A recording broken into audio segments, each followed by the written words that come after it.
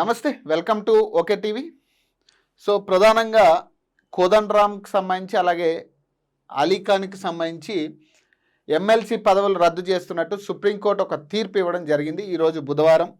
ఈరోజు ఏదైతే దీనికి సంబంధించి గతంలో దాసోస్ శ్రవణ్కి సంబంధించిన ఈ గవర్నర్ కోట ఎమ్మెల్సీకి సంబంధించి అప్పుడు ప్రతిపక్షంలో ఉన్న కాంగ్రెస్ పార్టీ దాసోస్ శ్రవణ్ అలాగే సత్యనారాయణకి సంబంధించిన ఈ గవర్నర్ కోట ఎమ్మెల్సీకి సంబంధించి ఇలానంటే రాజకీయంగా లింక్స్ ఉన్నాయి కాబట్టి ఈ గవర్నర్ కోటాకి సంబంధించి దాసోస్ శ్రవణ్కి కావచ్చు సత్యనారాయణలో అనర్హులు అంటూ కూడా అప్పుడు కాంగ్రెస్ పార్టీ ఇదే వైఖరితో అటు దాసోస్ శ్రవణ్కి రావాల్సిన ఎమ్మెల్సీ కావచ్చు సత్యనారాయణకి రావాల్సిన ఎమ్మెల్సీ కావచ్చు గతంలో కూడా ఇదే తీరున అప్పుడున్న గవర్నర్ తమిళిసై తిరస్కరించినట్టుగా తెలుస్తూ ఉంది.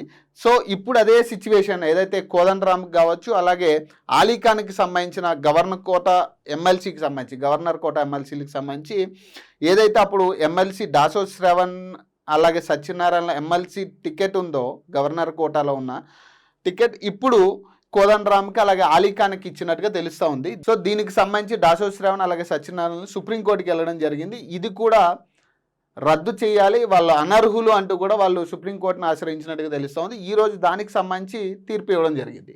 సో ఒక్కసారి వివరాల్లోకి వెళ్తే వార్త ఏంటంటే ఎమ్మెల్సీలు కోదండరామ్ అలాగే అమీర్ అలీఖాన్ లకు బిగ్ షాక్ తగిలింది. వారి నియామకాన్ని సుప్రీంకోర్టు రద్దు చేసింది. ఈ మేరకు బుధవారం తీర్పు వెలువరించింది. కాగా వీరిద్దరూ తెలంగాణ గవర్నర్ కోట ఎమ్మెల్సీలుగా నియామకం అయిన విషయం తెలిసిందే. అయితే వీరి నియామకం అక్రమంగా జరిగిందని విచారణ జరిపి నియామకాన్ని రద్దు చేయాలని బీఆర్ఎస్ నేతలు దాసోస్ శ్రవణ్ సత్యనారాయణలో సుప్రీంకోర్టుని ఆశ్రయించారు. ఇవాళ విచారణ జరిపిన అత్యున్నత న్యాయస్థానం వారి నియామకాన్ని చెల్లదని తీర్పు వెలువరించింది. తదుపరి విచారణకు సెప్టెంబర్ 17వ తేదీకి వాయిదా వేసింది. అసలు వివరాల్లోకి వెళ్తే 2023 ఆగస్టులో నాటి బీఆర్ఎస్ ప్రభుత్వం దాసోస్ శ్రవణ్ అలాగే కుర్రా సత్యనారాయణను గవర్నర్ కోట కింద ఎమ్మెల్సీలుగా నామినేట్ చేసింది. అయితే అప్పటి గవర్నర్ తమిళిసై సౌందరరాజన్ పలు కారణాలతో తిరస్కరించారు. అనంతరం 2023 డిసెంబర్లో కాంగ్రెస్ ప్రభుత్వం అధికారంలోకి వచ్చిన తర్వాత కోదండరామ్ అమీర్ అలీఖాన్లను గవర్నర్ కోటా కింద ఎమ్మెల్సీలుగా కాంగ్రెస్ ప్రభుత్వం నామినేట్ చేసింది.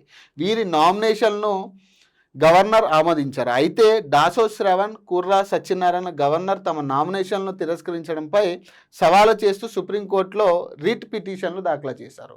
సో దీనికి సంబంధించి ఏదైతే గతంలో దాసోస్ శ్రవణ్ అలాగే సత్యనారాయణ విషయంలో ఏదైతే కాంగ్రెస్ పార్టీ కేసు పెట్టి ఎట్లయితే దాన్ని తిరస్కరించేటట్టు చేశారో అప్పుడు ఎమ్మెల్సీ పదవుల విషయంలో, సో ఇప్పుడు అదే పరిస్థితుల్లో ఇప్పుడు ఏదైతే కోదండరామ్ అలాగే అలీఖాన్కి కూడా ఇవ్వడం కరెక్ట్ కాదు అంటూ కూడా దాసోస్ శ్రవణ్ సత్యనారాయణలో సుప్రీంకోర్టుకి వెళ్ళడం జరిగింది. సో సుప్రీంకోర్టు దీని మీద తీర్పు ఇచ్చినట్టుగా తెలుస్తూ ఉంది. వీళ్ళ ఎమ్మెల్సీ పదవులు రద్దు చేస్తూ అలాగే తదుపరి వాయిదా కోసం సెప్టెంబర్ 17వ తారీఖుకి ఈ కేసు వాయిదా వేసినట్టుగా తెలుస్తూ ఉంది. ఏదేమైనా కూడా దీని మీద గవర్నమెంట్ కూడా రియాక్ట్ అవ్వాల్సి ఉంది కాబట్టి మరి గవర్నమెంట్ దీని మీద ఎట్లా రియాక్ట్ అవుతుంది, సో దీనికి సంబంధించి పలు అంశాలు కూడా తీసుకునే పరిస్థితి కూడా ఉంటుంది. ఖచ్చితంగా సుప్రీంకోర్టు కూడా ఖచ్చితంగా గవర్నమెంట్ అంటే ఏ కారణాల చేత వాళ్ళకి ఇవ్వాల్సి వచ్చింది, సరే ఏ కారణాలు అయినా కావచ్చు, కానీ గవర్నమెంట్కి అటాచ్ ఉన్న వాళ్ళు అంటే పొలిటికల్గా వాళ్ళు అటాచ్ ఉన్న వాళ్ళని ఎట్లా ఎమ్మెల్సీ పదవులకి అర్హులుగా మీరు కన్ఫర్మ్ చేస్తారనే దాని మీద, ఎందుకంటే గతంలో కూడా దాసోస్ శ్రవణ్ విషయంలో కూడా ఇదే పరిస్థితి ఉంది. ఏదైతే పొలిటికల్గా ఆయన ఆల్రెడీ ఉన్నాడు కాబట్టి మీరు ఎమ్మెల్సీ పదవికి ఎట్లా ఇస్తారు అనే దాని మీద గతంలో కూడా ఇదే సాకు చూపించారు కాబట్టి సో ఇప్పుడు కోదండరామ్ కానీ అలీఖాన్ విషయంలో కూడా అదే చూపించే పరిస్థితి ఉంటుంది.